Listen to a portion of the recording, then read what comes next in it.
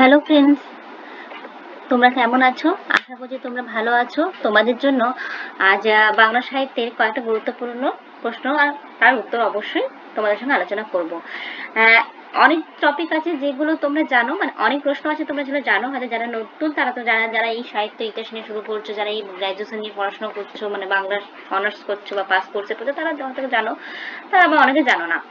তো মোট কথা আমি কিন্তু খাতা পেন নিয়ে বসো, খাতা পেন নিয়ে তোমরা সঙ্গে সঙ্গে বসো, তার কারণ আমি শুধুমাত্র প্রশ্ন উত্তর আলোচনা করবো, তার সঙ্গে ডিটেলসও আলোচনা করবো। আমার মনে হয় এটা খুব কাজের জিনিস। যদি আমরা আগে একটা প্রশ্ন কেন্দ্র করে যদি আরো 4-5টা প্রশ্ন করি, আমার মনে হয় সেটা মনে রাখতে অনেক সুবিধা হয়। তো সেভাবে আমি পড়ার চেষ্টা করবো, আশা করি তোমাদের অসুবিধা হবে না। যারা প্রথম দেখছো আমার এই ভিডিও, আমার চ্যানেলটি প্লিজ সাবস্ক্রাইব করে নাও। নিচে দেখবে এই ভিডিওটা নিচে দিকে সাবস্ক্রাইব বলে লেখা আছে, লাল কালারের সাবস্ক্রাইব লেখা আছে, তার ওটা জাস্ট ক্লিক করবে, তাহলে সাবস্ক্রাইব হয়ে যাবে চ্যানেলটা। আর তারপর দেখবে ঘন্টির মতো চিহ্ন আছে, ঘন্টিটাও ক্লিক করে নেবে। জাস্ট টাচ করলে এটা ক্লিক হয়ে যাবে। তাহলে কি হবে, আমার যেই ভিডিও প্রথমে আমি দেব, যেদিনই দেব সেদিন তোমরা দেখতে পাবে। তো তাহলে সাবস্ক্রাইব করো। আর হ্যাঁ, আমার প্লেলিস্ট করা আছে, আমার আগে অনেক ভিডিওস বানানো আছে বাংলা সাহিত্য, ইভেন আমার যে জিকে, গুরুত্বপূর্ণ জিকে প্রশ্নগুলো, সাধারণ জ্ঞানের যে প্রশ্ন, সেগুলো কিন্তু আলোচনা করা আছে। চলো তাহলে প্রশ্ন উত্তরগুলো স্টার্ট করা যাক। প্রথমেই দেখতে পাচ্ছ খুব একটা গুরুত্বপূর্ণ প্রশ্ন, নির্ঝরের স্বপ্নভঙ্গ। আমার মনে হয় না এই নামটা শোনা নেই এমন কেউ হতে পারে না। যারা বাংলা সাহিত্য নিয়ে পড়াশোনা করছে তারা নিশ্চয়ই জানো, তাই তো? সেটা কি? নির্ঝরের স্বপ্নভঙ্গ কবিতাটি কোন কাব্যের লেখা? মানে কোন কাব্যের লেখা, মানে কোন কাব্যে কার লেখা? দেখতেই পাচ্ছ প্রশ্ন উত্তরটা আমি দিয়েই দিয়েছি এখানে। প্রভাত সঙ্গীত, প্রভাত সঙ্গীত কাব্যের রবীন্দ্রনাথ ঠাকুরের লেখা। চলো তাহলে কয়েকটা গুরুত্বপূর্ণ প্রশ্ন পয়েন্ট আমি এখানে তোমাদেরকে নোট ডাউন করবো। খাতা পেন নিয়ে আমি আগেই বলেছি বসো। প্রথম দেখো পয়েন্ট তোমরা মনে রাখো,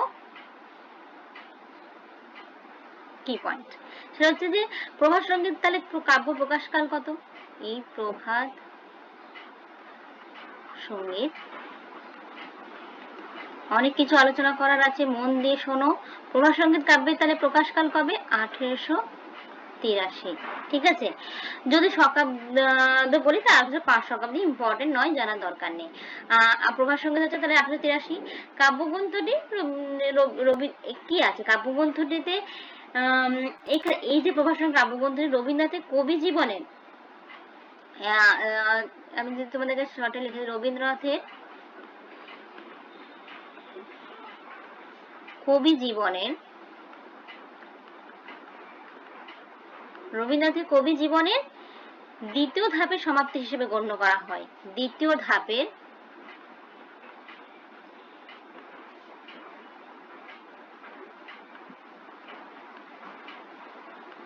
সমাপ্তি হিসেবে গণ্য করা হয়। ওকে, এই হচ্ছে প্রভাত সঙ্গীত। এর আগের একটা কাব্যগ্রন্থ রবীন্দ্রনাথের লেখা, যদি বলে এর আগের 1882 সালে প্রকাশ, এর আগে একটা কাব্যগ্রন্থ হচ্ছে যেটা লেখা তোমরা সবাই জানো, সেটা হচ্ছে সন্ধ্যা, জাস্ট মিনিট, সন্ধ্যা সঙ্গীত। ঠিক আছে, সন্ধ্যা সঙ্গীত।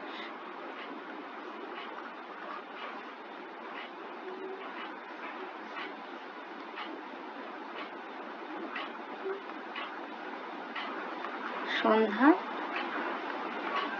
সঙ্গীত, এইটা হচ্ছে 1882। ঠিক আছে, ডান। এরপরে প্রশ্নটা, এর আগের প্রশ্নটা আমরা কি, এরপরের প্রশ্ন কি? গীতাঞ্জলি ভূমিকা কে লেখেন? গীতাঞ্জলি ভূমিকা কে লেখেন? চলো তাহলে গীতাঞ্জলি কবে, কত সালে এটা প্রকাশ করে আলোচনা করি। গীতাঞ্জলি ভূমিকা লিখছেন ইয়েটস, কবি ইয়েটস। ঠিক আছে, কবি ইয়েটস সম্বন্ধে আমরা পরে জানবো। আমরা তোমরা যারা ইংলিশ সাহিত্যে, ইতিহাস, বাংলায় সাহিত্যে আমার যখন গ্র্যাজুয়েশন সেখানে চলে আসে, সেখানে আমরা পরে তখন আলোচনা করবো। প্রথম কথা হচ্ছে যে এই গীতাঞ্জলি কাব্যগ্রন্থটি 1908-9 সালে বিভিন্ন পত্র পত্রিকায় প্রকাশিত হতে শুরু করে। প্রথমে এরা গীতাঞ্জলি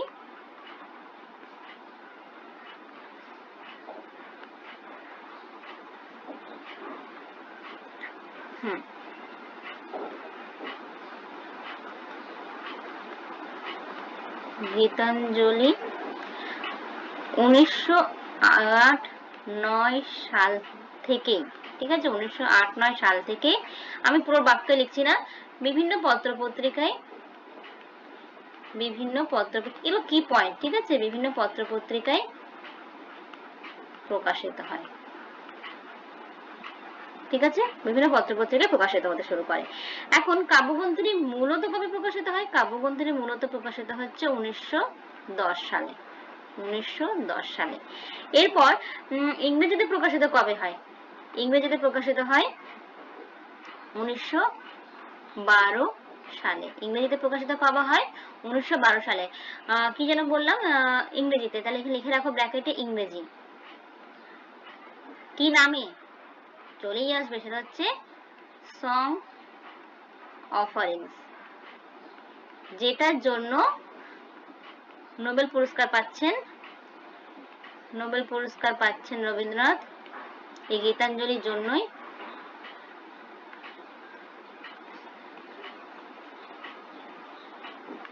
হ্যাঁ, তোমরা প্লিজ নোট ডাউন করো, কারণ আমি অনেক কিছু পয়েন্ট লিখতে গিয়ে হ্যান্ডরাইটিং সব ওইদিকে দেখা হচ্ছে না, ঠিক আছে? আমার মূলত প্রধান উদ্দেশ্য তোমাদেরকে পয়েন্টগুলো এর সঙ্গে রিলেট করে পড়ানো, সেটা তোমাদের কতটা কাজে লাগছে আশা করছি। সেই জন্য তোমরা প্লিজ, এখানে তো থাকছেই অবশ্যই, যারা বুঝতে পারছে তাদের অসুবিধা নেই, কিন্তু নোট ডাউন করলে কিন্তু মনে থাকবে, আর কিছু না। পরে তোমাদেরকে আমি অবশ্যই চেষ্টা করবো পিডিএফ প্রোভাইড করার। আমি শীঘ্রই তোমাদের জন্য খুব টাইম লাগছে, ওটার উপর কাজ করছি। চেষ্টা করবো তোমাদের জন্য পিডিএফ প্রোভাইড করার ব্যবস্থা করা। নোবেল পুরস্কার কত? 1913 সালে তিনি পাচ্ছেন রবীন্দ্রনাথ এই গীতাঞ্জলি কাব্যগ্রন্থের জন্য। আচ্ছা, এখান থেকে একটা পয়েন্ট বলে দিচ্ছি, লেখার দরকার নেই, আমি খুব একটা ইন্টারেস্টিং পয়েন্ট আসছে, সেটা হচ্ছে যে তোমরা 1910 সালে তো প্রকাশিত হচ্ছে প্রথম, এবার 2010, তার মানে 2010 কি হচ্ছে? 2010-এ 100 বছর হচ্ছে। 2010-এ 100 বছর হচ্ছে। তো এই সময় না কলকাতাতে কি হয়েছে, যে মেট্রো যে নাকতলা স্টেশনটা আছে না, তোমরা যারা কলকাতায় থাকো তারা তো জানোই, যারা যারা কলকাতা বন্ধু বান্ধবরা যারা দেখছো, বিশেষ করে কলকাতা নাকতলা স্টেশনের কাছাকাছি যারা যেসব বন্ধুরা দেখছো, যদি দেখছো তো খুবই ভালো, যদি দেখছো প্লিজ কমেন্ট বক্সে জানাও যে কারা কলকাতার নাকতলা স্টেশন থেকে বিলং করো। তো ওই নাকতলা স্টেশনটির নামকরণ করা হয় গীতাঞ্জলি মেট্রো স্টেশন। খুব ইম্পর্টেন্ট কোয়েশ্চেন, 2010 সালে কিন্তু এটা নামকরণ করা হচ্ছে গীতাঞ্জলি মেট্রো। ভুলবে না বন্ধুরা, যারা দেখছো কলকাতা থেকে বিশেষ করে এবং কলকাতা নাকতলা স্টেশনের কাছে, তারা প্লিজ তারা কমেন্ট বক্সে জানাও যে হ্যাঁ আমরা জানি। ওকে, তাহলে বা হ্যাঁ নতুন কিছু শিখলাম যদি তোমাদের জানা না থাকে, তো দুটোই আমার কাছে খুব ইম্পর্টেন্ট। এরপরে প্রশ্ন হচ্ছে বলাকা কাব্যটি রবীন্দ্রনাথ কাকে উৎসর্গ করেন? বলাকা কাব্যটি রবীন্দ্রনাথ কাকে উৎসর্গ, সেটা হচ্ছে উইলি পিয়ারসনকে।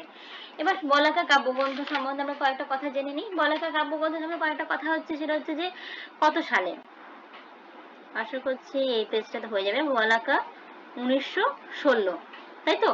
1916 সালে প্রকাশকাল হচ্ছে। এখন এটা লিখছেন রবীন্দ্রনাথ, এটা এখানে লেখার দরকার নেই, শোনো বোঝাচ্ছি কি জানো, বলাকাটা তিনি লিখতে শুরু করেছিলেন। সবকিছু কবিতা বা কোনো গ্রন্থ লেখার উদ্দেশ্য কবিদের বা লেখকদের থেকে থাকে। তো বলাকা কাব্যগ্রন্থের উদ্দেশ্য হচ্ছে, রবীন্দ্রনাথ ছিলেন গতির উপাসক এবং কবি মনে যে গতি, সুর, এই যে এই গতির সুরটাই বলাকা কাব্যে তার সুস্পষ্ট হয়েছে, স্পষ্ট হয়েছে। এই কাব্যগ্রন্থে কয়েকটা উল্লেখযোগ্য যদি কবিতা বলি, উল্লেখযোগ্য কবিতার মধ্যে তোমরা সবুজের অভিযান, খুব সবুজের অভিযান, আমার মনে হয় সবুজের অভিযান কবিতাটা তোমরা পড়ে থাকবে, বিকজ যারা ক্লাস, আমার ঠিক একদম জানা নেই, ক্লাসে 7-8 কোনো একটা বই কিন্তু সবুজের অভিযান কবিতাটি আছে। শঙ্খ নামক কবিতা তিনি এই কাব্যগ্রন্থের অন্তর্গত। শঙ্খ, ছবি,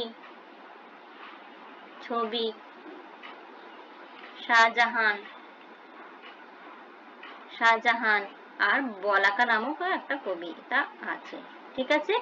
এই হচ্ছে কিন্তু এই তিনটে প্রশ্নের আলোচনা। চলে আসছি পরের প্রশ্ন, সেটা হচ্ছে মধুসূদন দত্তের লেখা পত্র কাব্যের নাম কি? খুবই ইম্পর্টেন্ট, যেটা হচ্ছে বীরাঙ্গনা কাব্য। কি? বীরাঙ্গনা কাব্য। এখন বীরাঙ্গনা কাব্য কত সালে প্রকাশিত হয়েছে সেটা তাহলে এখানে চট করে পয়েন্টে লিখে দিই। বীরাঙ্গনা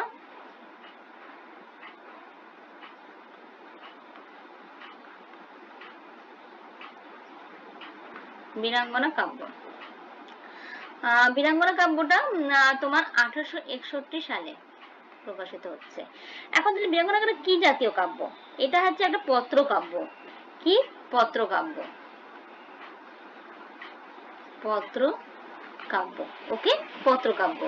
এরপর এখান থেকে আরো যে কয়েকটা পয়েন্ট উঠে আসছে, প্রথম পয়েন্ট যেটা আমি বলি যে কি এটা হচ্ছে ভারতীয় পুরাণের, আমি লিখেছি ভারতীয় পুরাণের 11 জন নারীর স্বামী বা বলতে পারো প্রেমাস্পদ মানে প্রেমিককে লেখা পত্রকাব্য। কি? ভারতীয় পুরাণে যে 11 জন নারী তার স্বামী অবা প্রেমিককে লেখা এই হচ্ছে পত্রকাব্য। এখন এখানে কটা কাহিনী আছে? সেটা হচ্ছে 11টি নারীর কাহিনী আছে এবং এই জন্য 11টি পত্রকাব্য। 11টি নারীর কাহিনী নিয়ে 11টি পত্রকাব্য। আচ্ছা, নামগুলো কি কি? অনেক 11টি নামই আমি বলে দিচ্ছি রিভাইজ করার জন্য। সেটা হচ্ছে দুঃসন্দেহ প্রতি শকুন্তলা, লিখছি না, আরো ডিটেলস আলোচনা করতে হবে। দুঃসন্দেহ প্রতি শকুন্তলা, মন দিয়ে শোনো, নোট ডাউন করবে তো নোট ডাউন করে নাও, লিখছি না সেই জন্য বলছি। দুঃসন্দেহ প্রতি শকুন্তলা প্রথম, সোমের প্রতি তারা, দ্বারকানাথের প্রতি রুক্মিণী, দশরথের প্রতি কৈকেয়ী, লক্ষণের প্রতি শূর্পণখা, অর্জুনের প্রতি দ্রৌপদী, দুর্যোধনের প্রতি ভানুমতি, জয়দ্রথের প্রতি দুঃশলা, শান্তনুর প্রতি জাহ্নবী, পূর্ববার প্রতি উর্বশী, আর নীলধ্বজের প্রতি জানা। প্রতিটা ইম্পর্টেন্ট, যারা গ্রাজুয়েশন পড়ছো সেক্ষেত্রে কিন্তু এগুলো সমস্তই পড়তে হয়, আলোচনা করতে হয়, সেগুলো নিয়ে অন্যদিন আমি আলোচনা করব। এরপর এখানে আর কিছু আলোচনা করার কিছু নেই, নেক্সট প্রশ্নে চলে আসছি। নেক্সট প্রশ্ন হচ্ছে নজরুল ইসলামের লেখা প্রথম উপন্যাসের নাম কি? হ্যাঁ, নজরুল লেখা প্রথম উপন্যাসের নাম হচ্ছে কুহেলিকা। কি নাম? কুহেলিকা। ঠিক আছে, নজরুল ইসলাম সম্বন্ধে পরে আমি আরো আলোচনা করবো, এখানে আর কিছু আমি আলোচনা করছি না। সবুজ পত্র পত্রিকাটি কোন প্রকাশিত হয় কত সালে? 1914। এটা তোমাদের একদম পারা উচিত, এই জন্যই পারা উচিত যারা বিশেষ করে আমার চ্যানেল সাবস্ক্রাইব করেছে তাদের তো একদমই জানা উচিত, কারণ আমি সাময়িক পত্রে পুরো প্রকাশ করা সম্পাদকের নাম একদম চার্ট সহ সুন্দর গুছিয়ে তোমাদেরকে আমি পড়িয়ে দিয়েছি। তো যারা দেখোনি সেটা আমার কিছু করার নেই, আর যারা দেখেছো তারা তো গুড, কারণ বিকজ তাদের কাছে আবার রিভাইজ হয়ে যাবে। আর যারা দেখোনি তারা বলবো বন্ধুরা প্লিজ আগে সাময়িক পত্রের ভিডিওটা আমার প্লেলিস্টে অ্যাড করা আছে, সাবস্ক্রাইব করে নাও, ফট করে দেখে নাও। আমি জানি একটু এখানে লিখে দিই সবুজ পত্র নিয়ে। সবুজ পত্রের উপর কি আছে দেখো, সবুজ পত্রটা কার? সম্পাদকের নাম কি? প্রথমে সালটা জেনে নাও, সেটা হচ্ছে 1914, ওখানে লেখাই আছে। হ্যাঁ, 1914 এখানে লেখাই আছে, এটা লিখছি না। প্রমথ চৌধুরী। আচ্ছা, আর কি কি পয়েন্ট এখানে আমি লিখতে পারি? যে এটা একটা খুব গুরুত্বপূর্ণ পয়েন্ট আছে, আমি এটা আলোচনা করেছি হয়তো, সেটা হচ্ছে প্রথম পর্যায়ে 1329 বঙ্গাব্দ পর্যন্ত ছিল, ঠিক আছে, 1922। দ্বিতীয় পর্যায়ে 1322 বঙ্গাব্দ। 3টে পর্যায়ে এই পত্রিকা প্রকাশিত হয়েছিল। প্রথম পর্যায়ে যদি বলি 1322 বঙ্গাব্দ। লেখার কারণে যে স্পেলিং তোমাদের বানানোর যদি কিছু কারেকশন করা যায় সেটা কারেকশন হয়ে যাবে 1922 খ্রিস্টাব্দ, যদি খ্রিস্টাব্দে বলি, ঠিক আছে। দ্বিতীয় পর্যায় হচ্ছে 1332 বঙ্গাব্দ, সরি এটা 1322 নয় 29, তাই বলি এটা ম্যাচ কাপ। এক মিনিট জাস্ট ক্লিন করে দিই।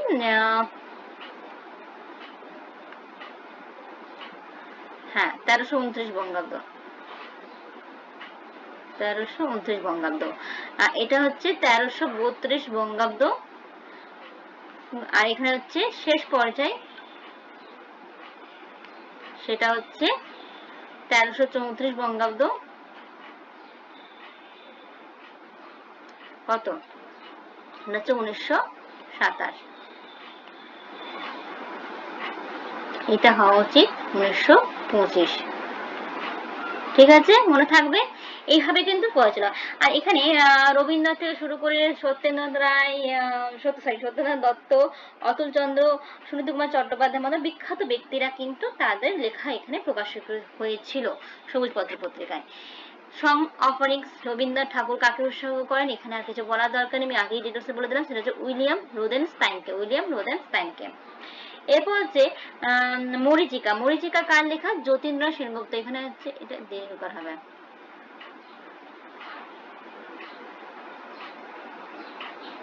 যতীন্দ্রনাথ সেনগুপ্ত। তাহলে একটু যতীন্দ্রনাথ সেনগুপ্ত সম্বন্ধে জেনে নিই। যতীন্দ্রনাথ সেনগুপ্ত সম্বন্ধে জেনে নিই, হচ্ছে যতীন্দ্রনাথ সেনগুপ্ত। 1887-1954, এটা হচ্ছে তার জন্ম মৃত্যু সালটা বললাম। এনাকে কি বলা হয়? প্রথম পয়েন্ট মনে রাখো, খুবই ইম্পর্টেন্ট, দুঃখবাদী কবি বলা হয়।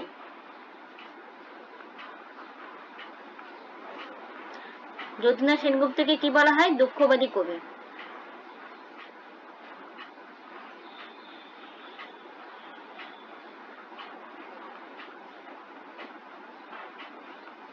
দুঃখবাদী কবি বলা হচ্ছে। এর আরো গুরুত্বপূর্ণ কয়েকটা গ্রন্থ তোমরা জেনে রাখো কাব্যগ্রন্থ, সেটা হচ্ছে মরীচিকা, যেটা আমি প্রশ্নটা করেছি, সালটা তোমরা জেনে রাখো। মরীচিকা, সেটা হচ্ছে যারা এসএসসির জন্য প্রিপারেশন করছো তাদের জন্য কিন্তু এই প্রশ্নটা অবশ্যই সবগুলো এসএসসির জন্যই, কিন্তু যারা গ্র্যাজুয়েশন করছো তাদের জন্য তো তাদের জন্য কিন্তু যে প্রশ্নগুলোর সাথে গুরুত্বপূর্ণ। আর যারা এখন থেকে বাংলা অনার্স করছো তারা এখন থেকে প্রিপারেশন নিতে শুরু করো, তাহলে কিন্তু একদম হলো তটস্থ হয়ে থাকবে, যখনই পরীক্ষা হবে যেন একবারই দিতে পারো। তোমরা জানো খুব ইম্পর্টেন্ট, একবার পরীক্ষা পার হয়ে গেলে সেটা দুবার ঘুরে আসাটা খুব ডিফিকাল্ট। তো সেই জন্য প্রথমবারে পরীক্ষায় যেন 100% না 200% দিতে হবে। মরীচিকা 1923, সেই জন্য কিন্তু আমি যেভাবে পড়াচ্ছি তোমাদের রিভাইজ ওইভাবে করে যাও। 1927 মরুশিখা, 1927 মরুমায়া সালটা জেনে রাখো, সেটা হচ্ছে 1930।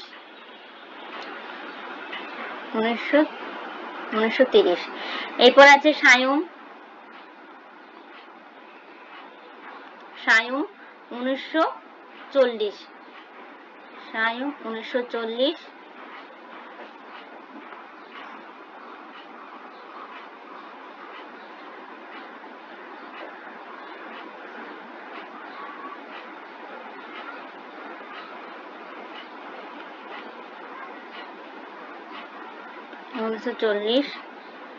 ত্রিজামা 1948, নিশান্তিকা 1957, নিশান্তিকা হচ্ছে 1957। ঠিক আছে, মনে থাকবে, এগুলো চট করে মনে রাখবে। আরেকটা এখানে গুরুত্বপূর্ণ আছে, যতীন্দ্র সেনগুপ্তকে বিপ্রতীপ গুপ্ত ছদ্মনাম ব্যবহার করতেন। বিপ্রতীপ গুপ্ত ছদ্মনামে তিনি পরিচিত ছিলেন, এবং এই ছদ্মনামে তিনি কোথায় ব্যবহার করছেন বলতে হবে, তার একটা স্মৃতিকথা নামক আত্মজীবনী আছে, সেখানে কিন্তু এই ছদ্মনামেই তিনি লেখেন, স্মৃতিকথা আত্মজীবনী। আত্মজীবনীতে তিনি এনে লিখছেন। ঠিক আছে, চলে আসছে আগের প্রশ্ন, পরের প্রশ্নটাতে, বুদ্ধদেব বসুর শেষ কাব্যগ্রন্থের নাম কি? মরচে পড়া পেরেকে গান। চট করে বুদ্ধদেব বসু সম্বন্ধে জেনে নিন। বুদ্ধদেব বসু, এনার জন্ম মৃত্যু সালটা 1908 থেকে 1974, 1908 থেকে 1974। এর প্রথম হচ্ছে যে গ্রন্থগুলো হচ্ছে, সেটা হচ্ছে মর্মবাণী আছে, খুব গুরুত্বপূর্ণ গ্রন্থ, তিনটে আমি বলছি খুব গুরুত্বপূর্ণ গ্রন্থ, সাধারণত প্রশ্ন এসে থাকে। মর্মবাণী 1925, তারপর আসছে বন্দির বন্দনা, সেটা হচ্ছে 1930। তারপর আসছে কঙ্কাবতী 1937, কঙ্কাবতী 1937। আর তার একটা গুরুত্বপূর্ণ উপন্যাস আছে সারা, সারা পরীক্ষায় খুব প্রশ্ন এসে থাকে সারা, যেটা সালটা হচ্ছে 1930। ঠিক আছে। তাছাড়া একটা রজনী নামক আরেকটা পয়েন্ট লিখেছে, রজনী নামক হলো উতলা, এই গল্প তিনি লিখেছিলেন। রজনী হলো উতলা গল্প লিখেছিলেন, সালটা আমি লিখছি না। 1926 জেনে রাখো। আর নাটকের মধ্যে মায়া মানজ্য, তপস্বী তরঙ্গিনী। নাটকের মধ্যে হচ্ছে নাটক দুটি আছে, মায়া মালঞ্চ, আর এটা হচ্ছে তপস্বী তরঙ্গিনী। তপস্বী তরঙ্গিনী। ঠিক আছে, আমি মুখে বলে দিলাম, বুঝতে পারবে না, জায়গা নেই। এক কাজ করছি, উপরে লিখে দিচ্ছি। মায়া মালঞ্চ এটা একটা গুরুত্বপূর্ণ নাটক, আর তপস্বী তরঙ্গিনী। এক কাজ করছি, নাটকটা পুরোটাই উপরটা লিখে দিই।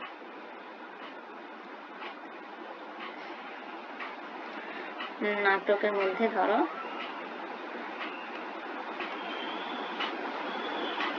মায়া মালঞ্চ, আর হচ্ছে তপস্বী তরঙ্গিনী। ঠিক আছে, চলে আসছি পরের প্রশ্ন। বাংলা সনেটের রচয়িতা কি? খুবই গুরুত্বপূর্ণ এবং খুবই একটা নন প্রশ্ন, খুবই জানা প্রশ্ন, সেটা মধুসূদন দত্ত। এখন মধুসূদন দত্ত সম্বন্ধে তাহলে কয়েকটা কথা জেনে নিই। মধুসূদন দত্ত কে কি ছিলেন না ছিলেন। ঠিক আছে, প্রথমত তার জন্মমৃত্যু সালটা।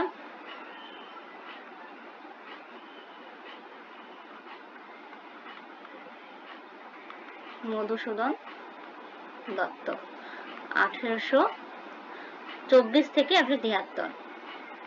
1824 থেকে 73। ঠিক আছে। এনার মধুসূদন দত্তকে একটা ডাকনাম ছিল, সেটা হচ্ছে Timothy Pen Poem. Timothy Pen Poem. ইংলিশেও লিখতে পারো, বাংলায় লিখতে পারো, আমি বাংলায় লিখে দিচ্ছি টিমোথি পেন পোয়েম। যদি ইংলিশে লিখি তাহলে এটা দাঁড়াচ্ছে টিমোথি পেন পোয়েম। যেভাবে তোমরা সুবিধা হবে সেভাবে তোমরা লিখে নেবে, পেন পোয়েম। এবার তিনি, আমি সনেট নিয়ে বলেছি, আমি এখানে খুব একটা গ্রন্থের নাম যাচ্ছে না, পরে কোনো অন্য কোনো প্রশ্ন গ্রন্থ নিয়ে আলোচনা করব। সেটা হচ্ছে যে তার গুরুত্বপূর্ণ কয়েকটা লেখা হচ্ছে মেঘনাদ বধ কাব্য, কৃষ্ণকুমারী নাটক, শর্মিষ্ঠা নাটক। সব তো এগুলো কার? মধুসূদন দত্তের। মেঘনাদ বধ তো আমরা কাব্যটি আমরা পড়েই থাকি। শর্মিষ্ঠা নাটক, ঠিক আছে, কৃষ্ণকুমারী নাটক গুরুত্বপূর্ণ ঐতিহাসিক নাটক, কৃষ্ণকুমারী নাটক, এগুলো সবই ইত্যাদি ইত্যাদি প্রচুর লেখা আছে, এখন ওটা আলোচনা করছি না। অ্যাকচুয়ালি সনেটটা কি সেটা তোমাদেরকে আমার মনে হয় জানা দরকার। সনেট কি? আচ্ছা ঠিক আছে, এখানে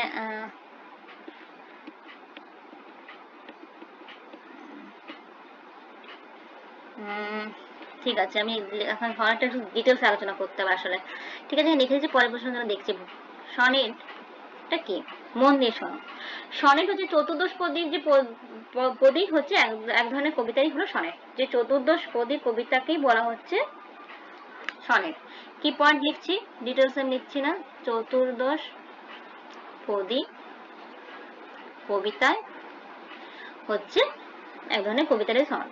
এখন প্রথম উদ্ভব কবে হয়? প্রথম উদ্ভব হয় ইটালিতে। প্রথম উদ্ভব ইটালি। কোথায়? ইটালি। এরপর মধ্য যে ইটালি 14টি চরণ। কটা? 14টি চরণ।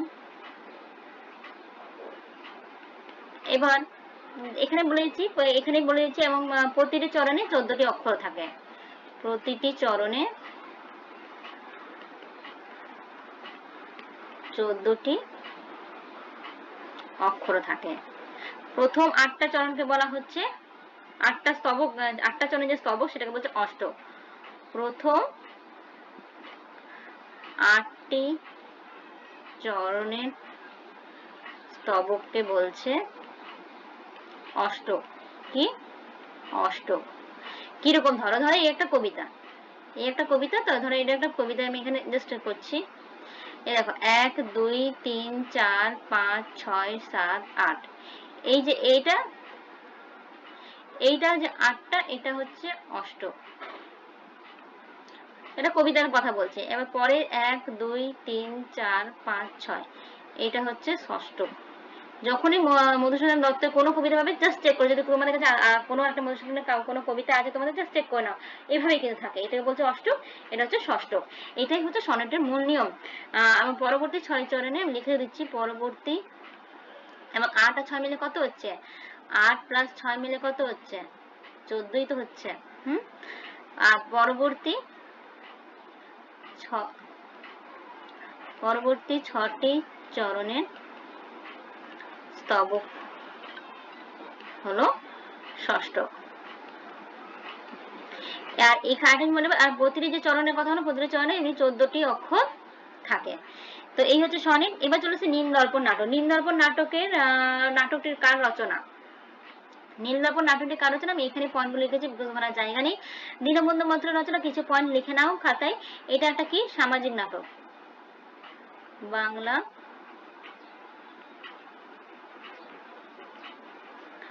সামাজিক নাটক। ঠিক আছে। বঙ্কিমচন্দ্র পরবর্তীকালে পয়েন্টগুলো মন দিয়ে শোনো, বিকজ আমি লিখছি না। বঙ্কিমচন্দ্র পরবর্তীকালে এই নাটকটার সঙ্গে, অর্থাৎ নীলদর্পণ নাটকটার সঙ্গে হ্যারিয়েট স্টোয়ের বিখ্যাত আঙ্কেল টমস কেবিনের গ্রন্থ তুলনা করেছেন। হ্যারিয়েট স্টোয়ের, এই নামগুলো লিখে দিচ্ছি বিকজ এগুলো বুঝতে পারবে না উচ্চারণটা কি আর স্পেলিংটা কি। হ্যারিয়েট স্টোর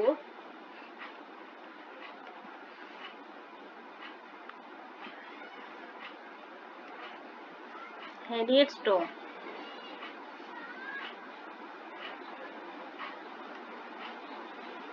হ্যারিয়েট স্টোর বিখ্যাত একটা আছে আঙ্কেল, তার একটা লেখা আঙ্কেল টমস কেবিনের গ্রন্থের সঙ্গে তুলনা করেছে। আঙ্কেল টমস কেবিন গ্রন্থের সঙ্গে কোনটা তুলনা করেছে? এই নীলদর্পণ নাটকটি তুলনা করা হয়েছে। এরপর গুরুত্বপূর্ণ কয়েকটি চরিত্রকে নাম চট করে তোমরা যারা পড়েছো নীলদর্পণ নাটক তারা সহজেই জানো, যারা পড়োনি তারা গ্রাজুয়েশন যারা করছে তারা জানো। গুরুত্বপূর্ণ চরিত্র হচ্ছে গোলকচন্দ্র বসু, নবীন মাধব, বিন্দু মাধব, সাধুচন্দ্র ইত্যাদি। ঠিক আছে। ডিটেলস যখন নীলদর্পণ বা দীনবন্ধু মিত্র নিয়ে আলোচনা করবো, দীনবন্ধু মিত্রের লেখা নিয়ে আলোচনা করবো, তখন তো অবশ্যই ডিটেলস আরো আলোচনা করবো তোমাদের সাথে। হ্যাঁ, আরেকটা জিনিস হচ্ছে এটা লিখেছেন কত সালে দীনবন্ধু মিত্রের নাটকটা? এটা হচ্ছে লিখেছেন হচ্ছে 1858-59 সালে লিখেছেন। আর প্রকাশকাল হচ্ছে 1860 হচ্ছে প্রকাশকাল। 1860 হচ্ছে প্রকাশকাল, মনে থাকবে। পরের প্রশ্ন, শরৎচন্দ্রের কোন উপন্যাসটি সরকার দ্বারা বাজেয়াপ্ত হয়েছে?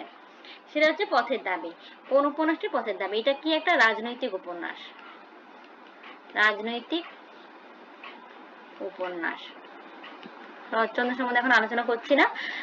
সালটা জেনে রাখো, প্রকাশকালটা হচ্ছে 1926।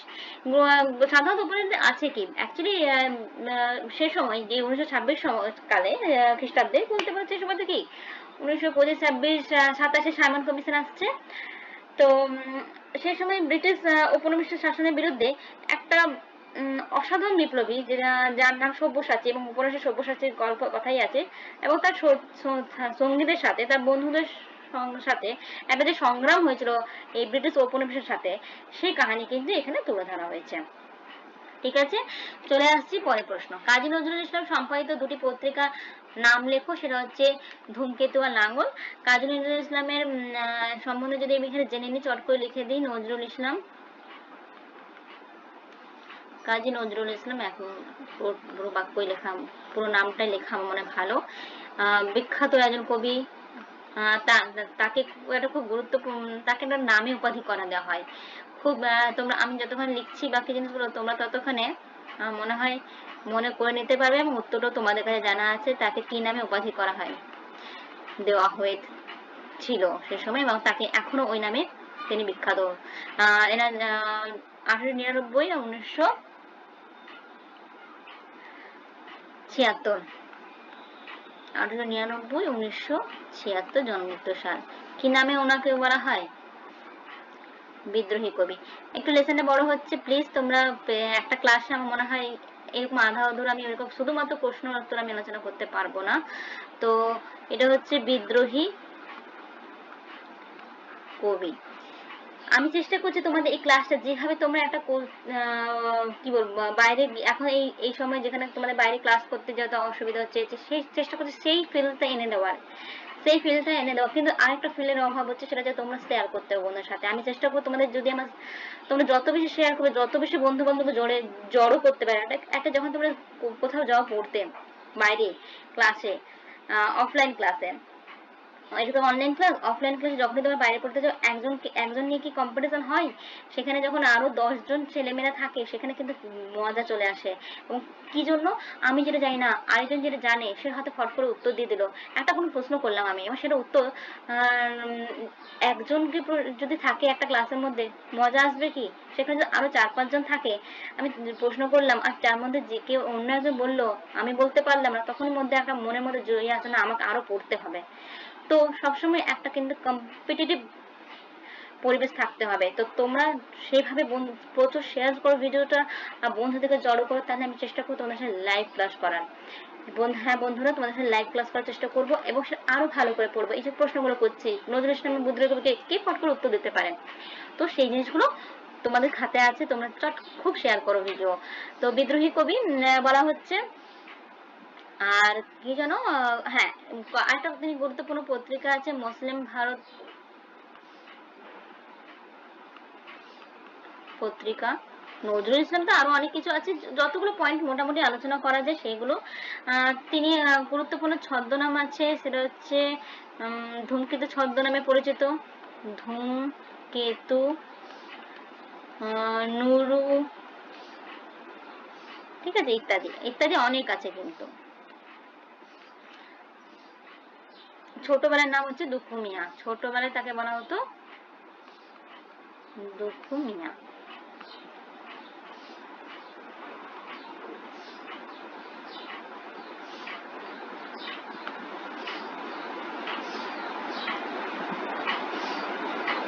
দুঃখু মিয়া, ঠিক আছে। এই কয়েকটা কথা জেনে নাও। এরপর চলে আসছি পরের প্রশ্ন, কঙ্কাবতী কার রচনা? বুদ্ধদেব বসুর লেখা। কার লেখা? বুদ্ধদেব বসু। আমি একটু আগেই বললাম। উজানি কাব্যটি কার লেখা? উজানি কাব্যটি কুমুদ রঞ্জন মল্লিকের লেখা। কুমুদ রঞ্জন মল্লিকের লেখা। এরপরে প্রশ্ন হচ্ছে বিদ্রোহী কবিতাটি কোন কাব্যগ্রন্থের অন্তর্গত? এই যে এখনই বললাম, অগ্নিবীণা কাব্যগ্রন্থের অন্তর্গত। কাজী নজরুল ইসলামের একটু আগে আলোচনা করলাম। তোমাদের কাছে প্রশ্ন, অগ্নিবীণা কাব্যগ্রন্থের প্রকাশকাল?